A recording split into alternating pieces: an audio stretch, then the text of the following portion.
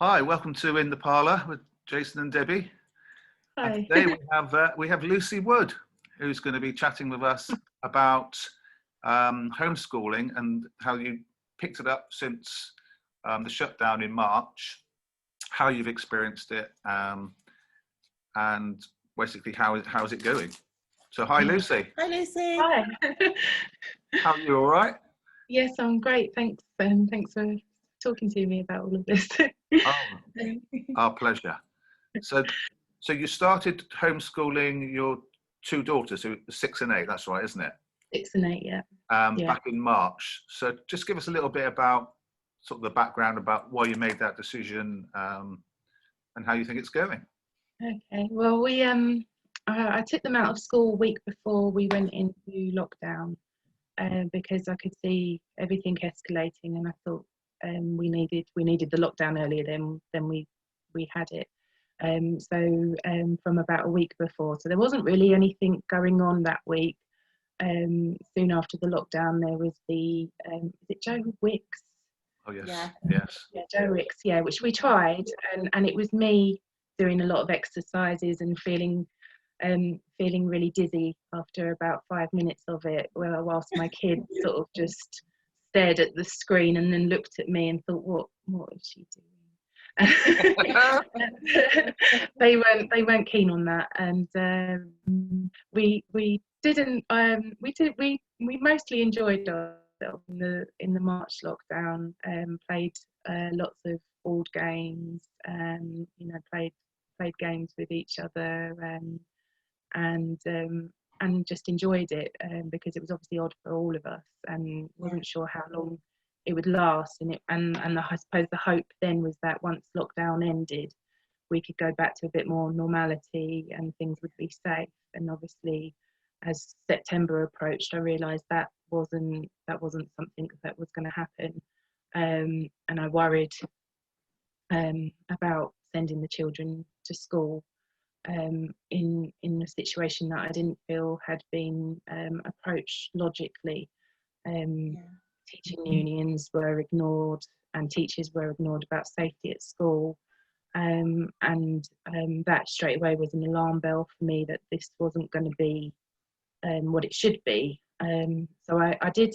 My 6-year-old is she's very sociable, very cuddly, and I thought if she goes back to school with social distancing rules, I think that would affect her mentally. So I didn't want to put her through that. And with my 8-year-old, who's a little bit more, she's a little bit more serious, a little bit more distant. I asked her and I said, do you want to go back to school? Because if you do, we'll obviously send you. And she said that she didn't. So both of them have been off school. The 6-year-old is absolutely ecstatic about it. I'm really glad, except for when I try to sit them down to be educated, and then I have a fight on my hands. We're focusing on reading as much as possible, because I think if they can read, then they'll easily catch up with anything they may have missed.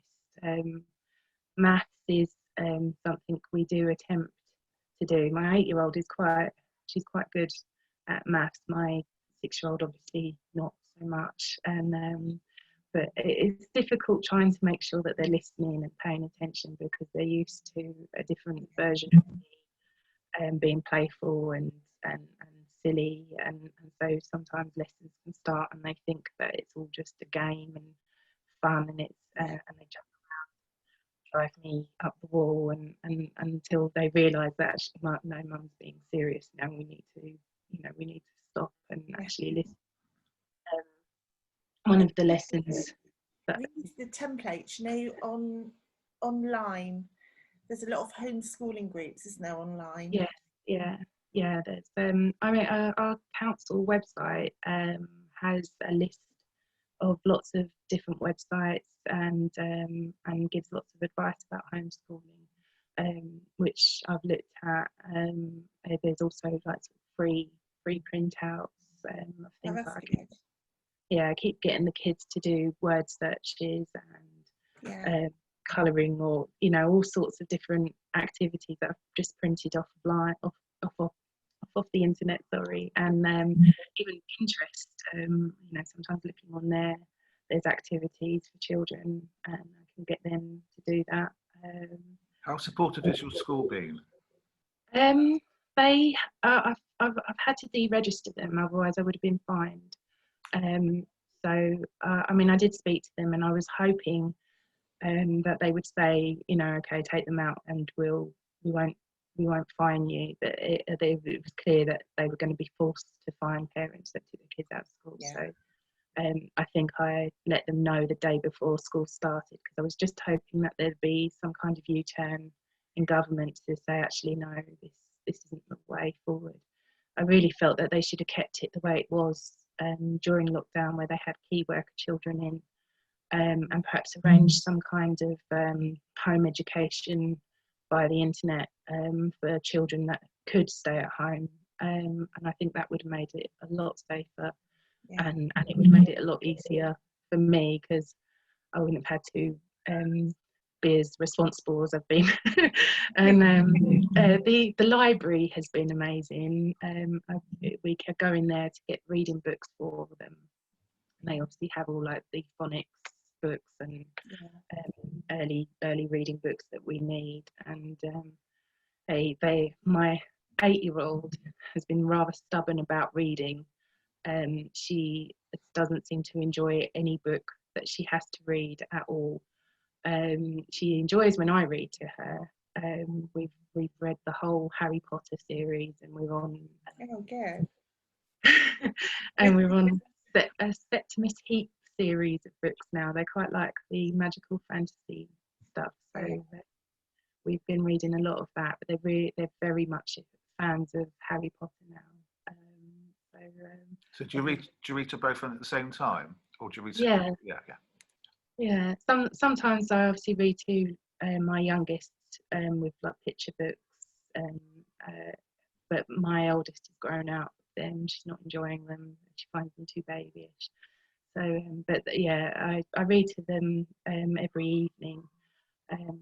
With at the moment we're reading the Septimus Heap books, but it's I end up sitting in their bedroom till like 8:30, 9 o'clock sometimes. Yeah. Every time I finish a chapter, again, more, read another one. Oh, that's good. But I'm secretly enjoying it myself. Yeah. But I can't admit that to them. And you cuddle up to children and read anyway, in itself makes you feel good, doesn't it? Yeah. No, How flexible have you been able to be, Lucy, in terms of, obviously it's quite a rigid curriculum at school, but what have you done differently with your 2 daughters? I suppose I haven't. I've always been a bit of a critic about the curriculum anyway, because I think our children, especially primary age children, should be learning through play and role play and experimenting and being outside and that kind of thing. So I suppose where I've already been critical about the curriculum, I'm implementing my own idea of what I think the curriculum should be. So they're learning more hands-on stuff, like slime making, which they obviously find really fun. That's their favourite lesson. Yeah. Getting out, going to the forest, or I live by the beach, so we can go there. Getting them out on their bikes, and that's a PE lesson to them. We have ordered some rounders stuff, so we can play rounders, but with 3 people I'm thinking it's going to be a bit I'm sure they'll all enjoy it. So it's trying to work around what I can and can't achieve, really. And obviously their education is not going to be as good as it would be at school, because there are obviously so much more facilities that they can have access to that I don't have access to. But it's trying to do the best you can with what you can. So do you get grants to help No, you? You get no help whatsoever, I think. Even if if you are a low income family, there's just no help whatsoever. It's just a choice you make, and you have to get on and do it. I do believe, I don't know how it works in current circumstances with part tier 2 lockdown and all of that, but I do know that they do check to make sure that the children are receiving some kind of education, and if they're not, they can force you to send them back to school. But, fingers crossed, they don't do that, because I'm really not comfortable with the children going back to school, especially as the school that they attended have had 2 positive COVID tests in the last 2 or 3 weeks. So I'm not keen on the idea of sending them back into that. No. No. What about like start time and end time to the day? I mean, how flexible are you with that?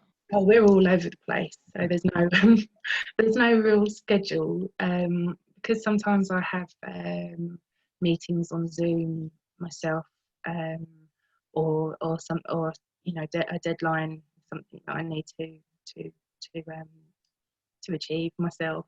So sometimes I have to do that, and I let them play, and then we'll catch up and do something a little bit later. So sometimes I might sit down and have them reading to me before bedtime, and then I read to them after they've read to me, and and then sometimes it will be just first thing in the morning, having a bit of sort of maths and English, which they hate, and then trying to find time to get out and have a run around.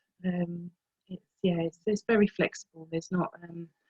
I know some people will have like schedules of their lessons and exactly everything they're going to do, but we're winging it really more than anything. And when the COVID nightmare is over, or obviously much less of an issue, will you contemplate sending the girls back to school? Or absolutely. Absolutely. Yeah, not doubt in my mind they're going back to school.